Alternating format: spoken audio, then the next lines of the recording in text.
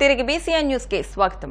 రాజకీయాల కోసం చంద్రబాబు తిరుమల శ్రీవారిని అడ్డం పెట్టుకున్నారని రాజమహేంద్రవరం మాజీ ఎంపీ మార్గాని భరత్ మండిపడ్డారు.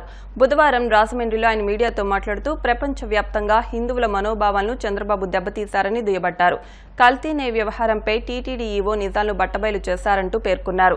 సీఎంకి ఇచ్చిన నివేదికలో ఒకలా, షోకాజ్ నోటీసులో మరోలా ఉందన్నారు. జూలైలో రిపోర్ట్ వస్తే 2 నెలల వరకు ఎందుకు బయటపెట్టలేదని ప్రశ్నించారు.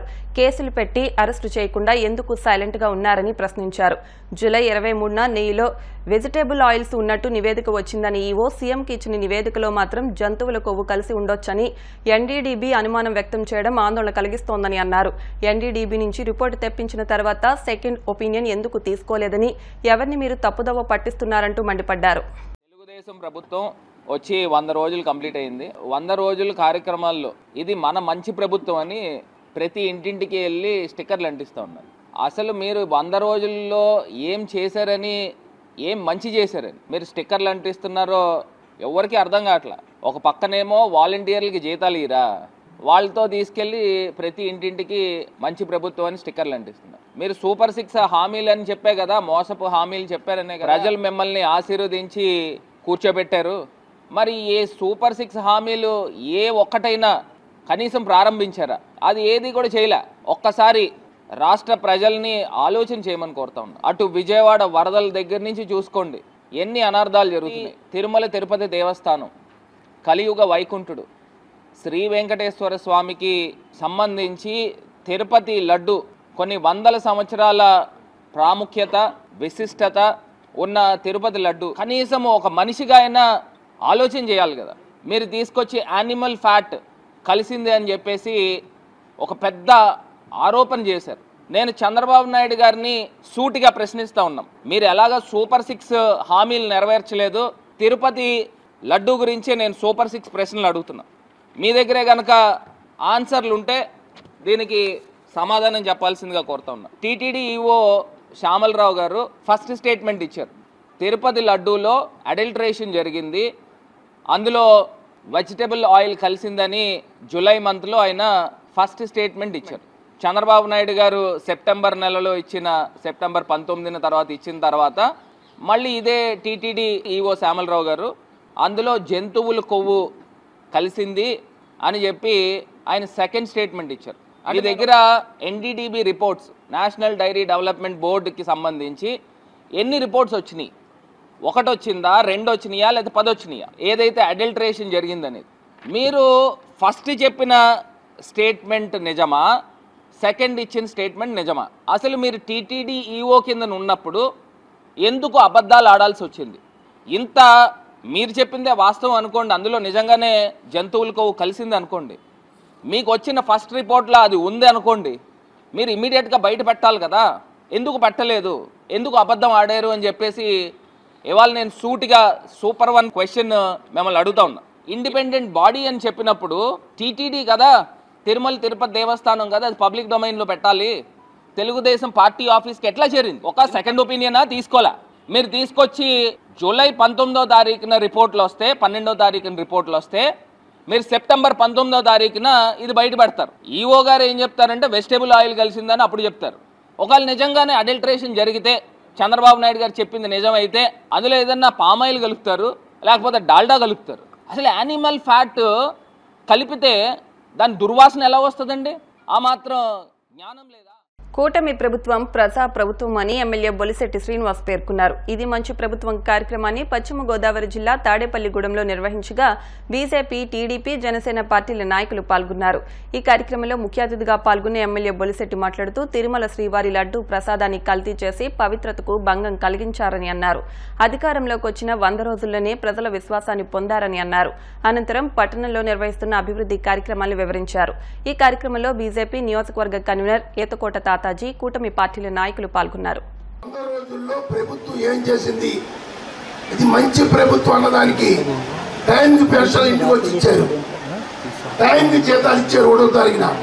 పూర్వం 5 ఏళ్ళలో జీతాలు ఇవ్వాలంటే వారం పడుతుందో 10 రోజులు పడుతుందో తెలియదు, పెన్షన్లు ఎప్పుడు వస్తాయో తెలియదు.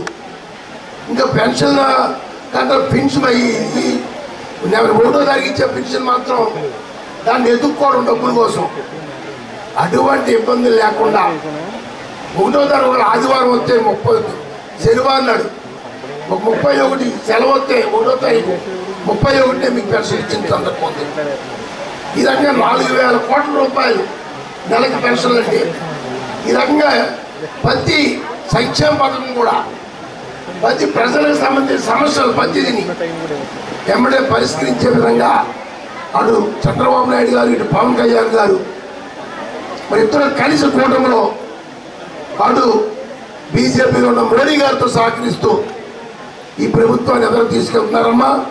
రాబోయే రోజుల్లో మీరు కోరుకునే అమ్మఒడి కానీ 3 గ్యాస్ బండ్లు కానీ టిడ్కో ఇల్లు కానీ మరి మీరు 2014-19 చాలా మంది చెప్పారు. ఒక విషయం ఏంటంటే అప్పుడు చంద్రబాబు నాయుడు గారు కొంతమంది ఇల్లు కట్టుకుంటే రుణాలు తాగా అకౌంట్ రూపాయి వేసి ఉంచారు. ఈరోజు అది 1924లో వచ్చిన ప్రభుత్వం దాన్ని పక్కనెట్టి ఎవరికి ఇవ్వకుండా ఆపింది. ఆ డబ్బులు కూడా చంద్రబాబు గారు పెద్ద మనసు చేసుకుని అవి కూడా రిలీజ్ చేస్తున్నారు.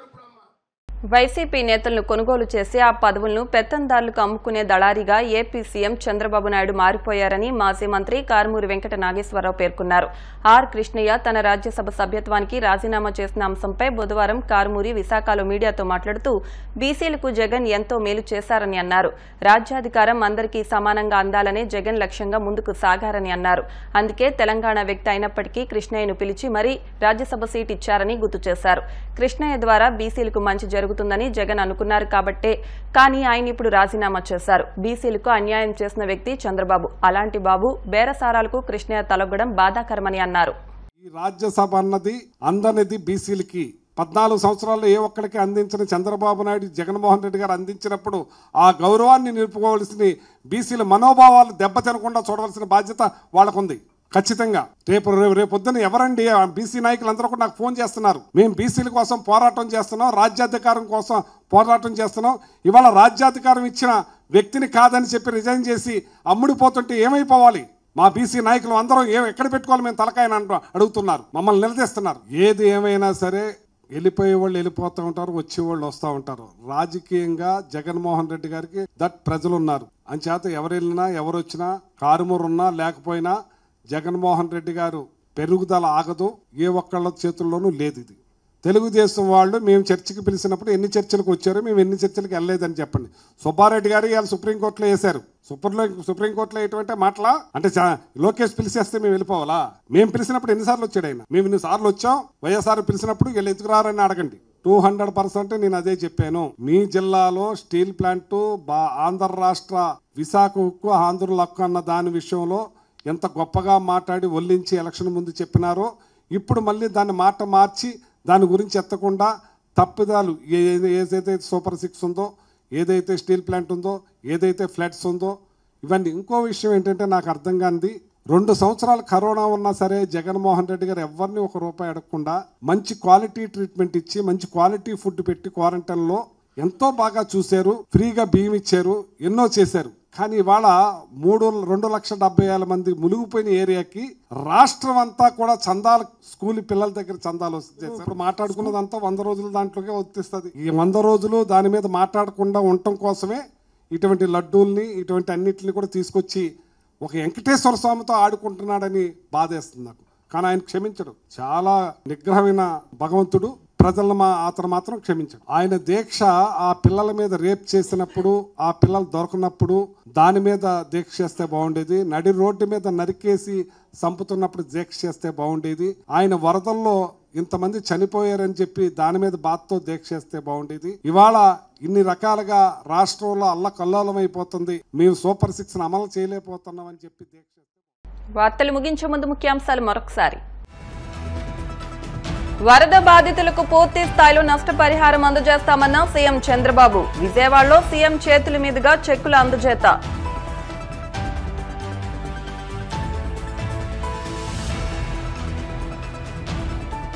ప్రజలకు సంతృప్తికర పాలన అందిస్తామన్న మంత్రి వాసంశెట్టి సుభాష్. రాష్ట్రాన్ని చంద్రబాబు సంక్షోభం నుంచి సంక్షేమం వైపు నడిపిస్తున్నారని స్పష్టం.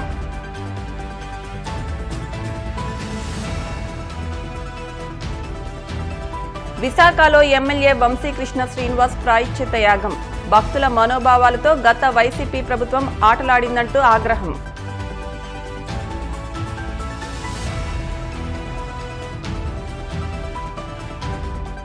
మూడు నెలల క్రితం రిపోర్ట్ వస్తే ఇప్పటి వరకు ఏం చేస్తున్నారు? కూటమి ప్రభుత్వాన్ని ప్రశ్నించిన మాజీ ఎంపీ భరత్.